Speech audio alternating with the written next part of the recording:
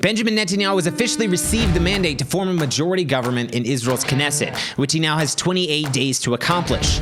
The chairman of the PA, Mahmoud Abbas, who, by the way, pays terrorists to kill Jews, is claiming that Netanyahu is not interested in making peace. A Bedouin mayor says that he's not going to preemptively judge MK Itamar Ben Gvir before he takes his job as public security minister, which he's likely to do in Benjamin Netanyahu's government, the Bedouin mayor is saying that he should be given a chance at doing his job. I'm Josiah, and this is the Israel Guys.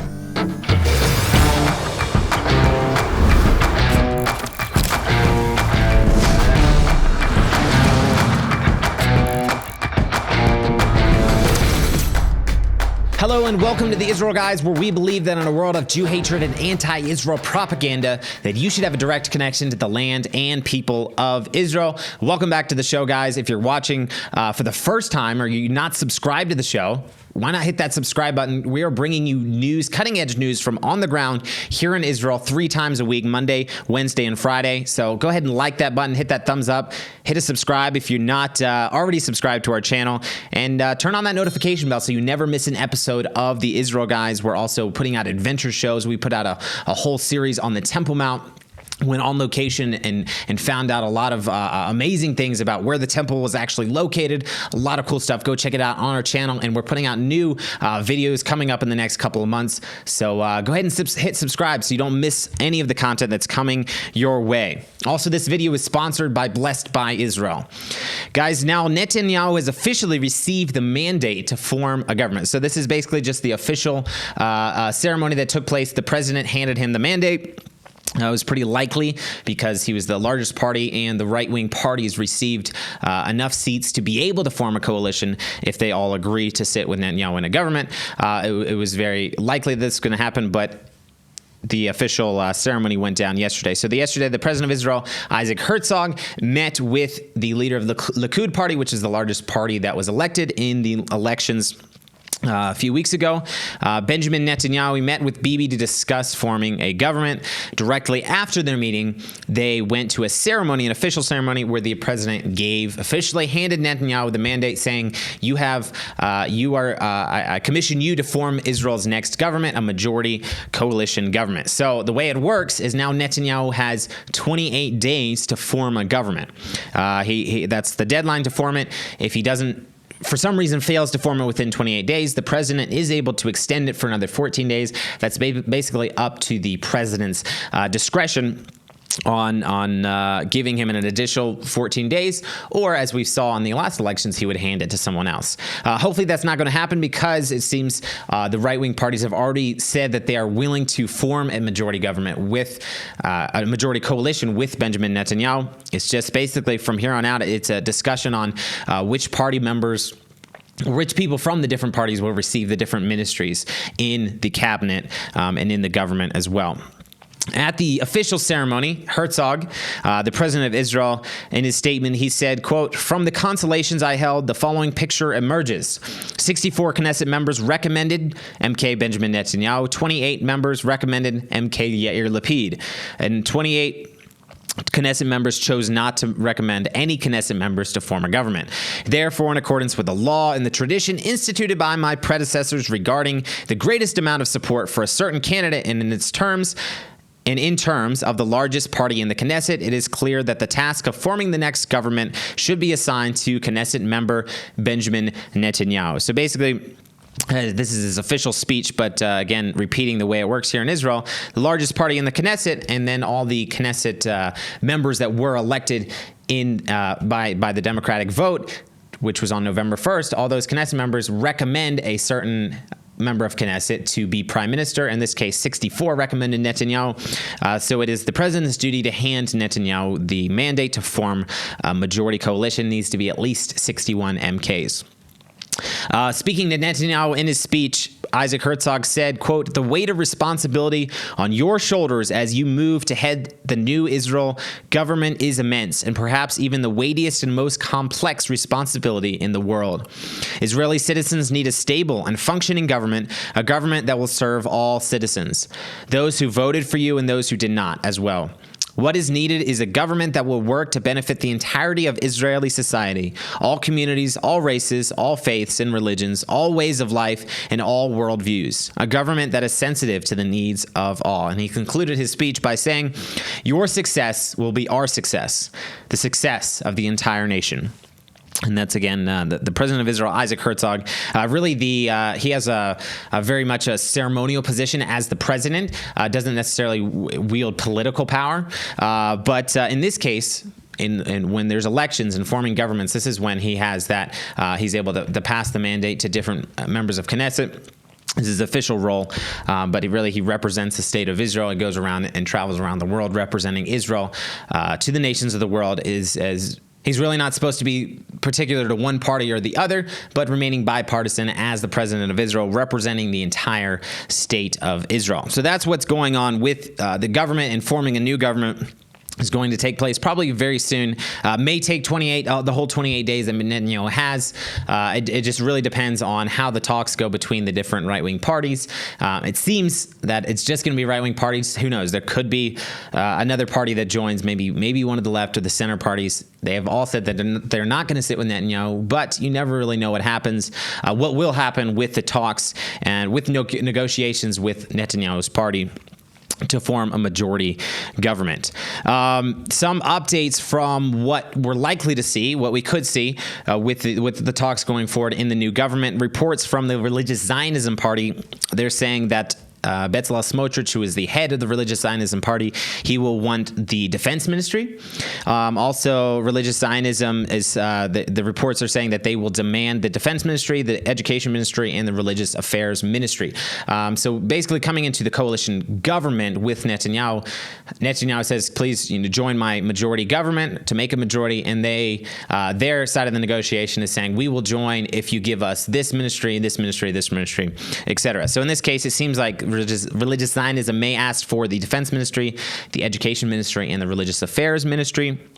Also, a leading group of rabbis associated with the Religious Zionism party encouraged the party leader, Bezalel Smotrich, to, quote, insist unequivocally and uncompromisingly on the job of defense minister. Their reason they explained for why he should be defense minister says was to strengthen Israel's safety, the spirit of the IDF, to prevent the formation of a Palestinian state, and to regulate the settlement of Judea and Samaria, saying that Bezalel Smotrich would do a great job at all that, being in the Religious Zionism Party, a very right-wing conservative party in Israel's Knesset now. So the Channel 12 News, some of the other parties that we have Shas, which is another religious party, UTJ, another right-wing religious party that are both going to be in the government with Netanyahu, most likely. Channel 12 News reported on Sunday that the Shah's leader, Aryeh Deri, told Likud chairman Benjamin Netanyahu that he wished to be granted the finance ministry portfolio. So that's the reports we have now. I'm sure we'll be hearing a lot more as to there's still a lot of ministries left in the government. You have the interior ministry, a whole bunch of different portfolios that Netanyahu, basically these are his bargaining chips to get these parties to join his majority government in order to form a majority of at least 61. And in this case, it will probably hopefully be 64-seat majority in the government. All right, guys, we're going to talk about the chairman of the PA, Mahmoud Abbas, and what he's saying about Netanyahu as going to be the next prime minister of Israel. But first, let me tell you about today's sponsor, Blessed by Israel, and how you can buy olive oil from the land of Israel. If you use olive oil in your day-to-day routine, whether that's for cosmetics, for baking, for cooking, the question is, are you using the best olive oil? And not only are you using the best, but are you supporting a good cause in the process, supporting Judea and Samaria? Now, in 2003, Erez and Vera Ben Saadon, a very actually personal friends of ours here in Samaria, began the Torah Estate Winery in the city of Rechalim,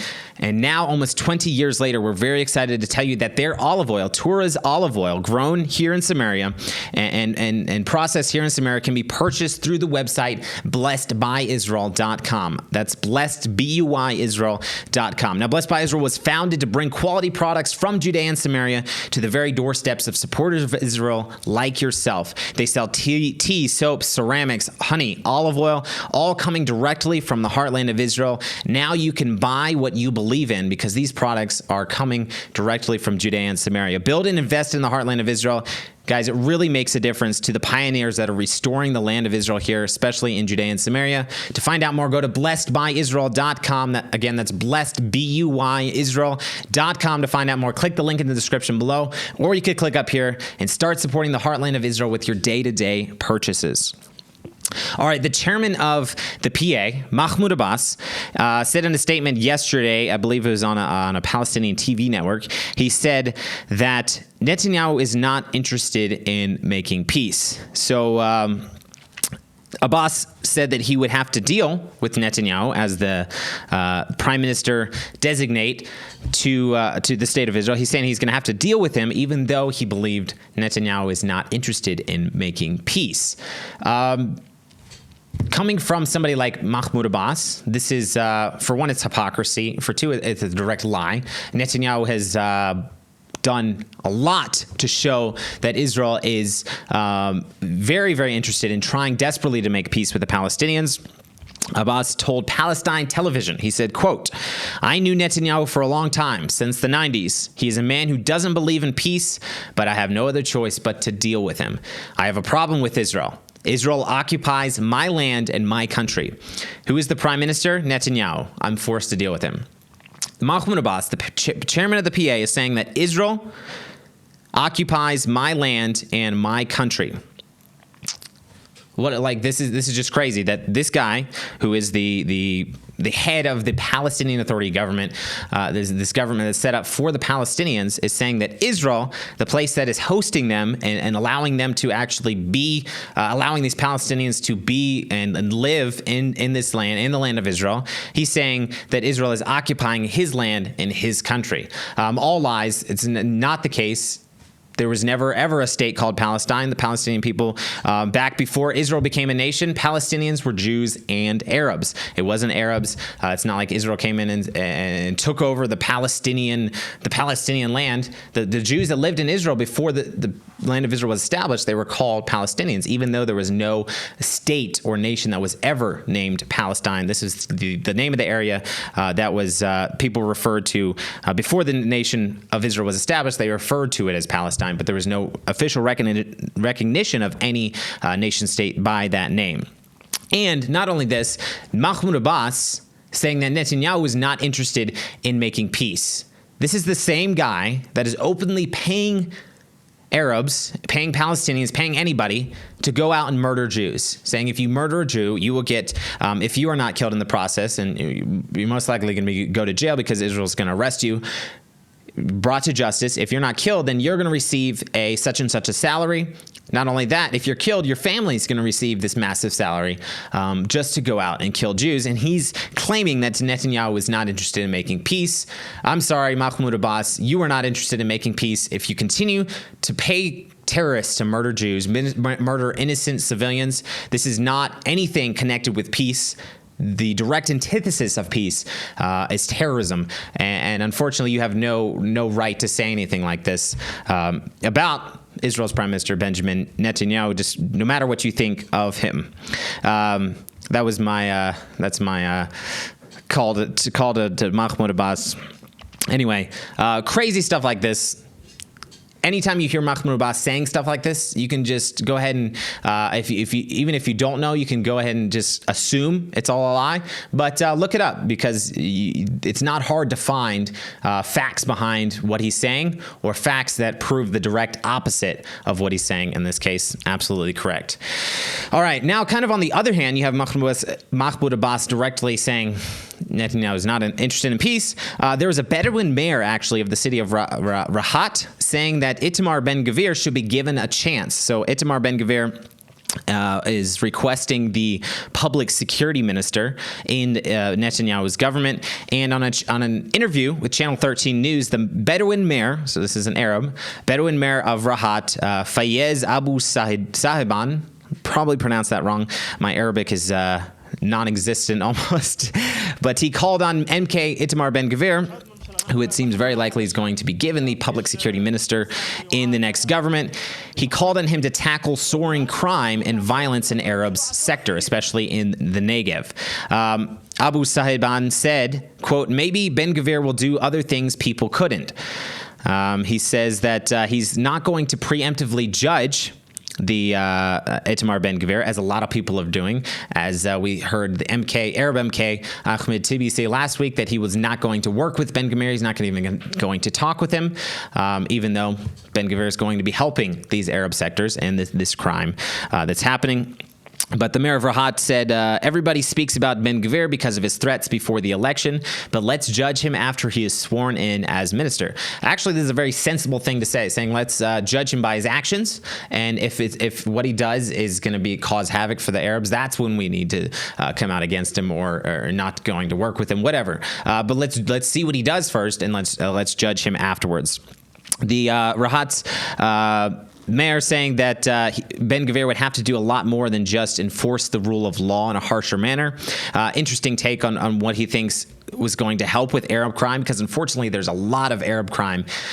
There's a lot of crime and violence in the Arab sector. This is Arab on Arab. This is outside of Judea and Samaria as well. I'm not talking about inside what they would call the West Bank, Judea and Samaria. I'm talking about in Israel proper. This is down in the Negev, across Arab cities. There's a lot of violence and crime that happens in these places. He's saying that if Ben Gvir attempts harsher enforcement, violence and crime will rise by 100%. He even said, mark my words, violence and crime will rise by 100%. Saying, I'm not defending the criminals, it's just what's going to happen. And that's the again, the Bedouin mayor of Rahat. So a very interesting take. He seems like he's very saying some very sensible things here about Itamar Ben Gvir and about what should be said regarding what he's going to do if he is indeed given the public security ministry in Netanyahu's next government. All right, guys, the IDF has been doing a great job of ferreting out these terrorists in the Arab villages. The Israel security forces conducted a lot of counter-terrorism activities last week. In Judea and Samaria, IDF soldiers apprehended 3 wanted suspects in the town of Anata and an additional wanted suspect in the town of Betunia. And actually very interesting, during this operation in this Arab town, the soldiers identified a suspicious vehicle that were approaching them. The soldiers told the vehicle, signaled to the driver to stop before he came closer, but the driver accelerated at the soldiers. Thankfully, the soldiers acted very quickly and shot at the vehicle, causing the vehicle to actually stop. The official statement from the IDF spokesperson said, in response, the soldiers shot at the vehicle. Hits were identified. The incident is under review. We haven't really received any more reports additional to that, but they were able to stop this attempted ramming at the soldiers while they were in this Arab town, arresting terrorists, those who are connected to terrorism activities in these Arab towns. And several other villages nearby, security forces apprehended an additional 5 wanted suspects that were wanted for connection with terrorism or being involved with terrorism themselves. Guys, don't forget to check out blessedbyisrael.com and buy products from Judea and Samaria. Guys, let us know what you think in the comments below. Tune out the fake news and tune in to what is actually happening in the land of Israel. We'll be back every Monday, Wednesday, and Friday with your direct connection to the land and people of Israel.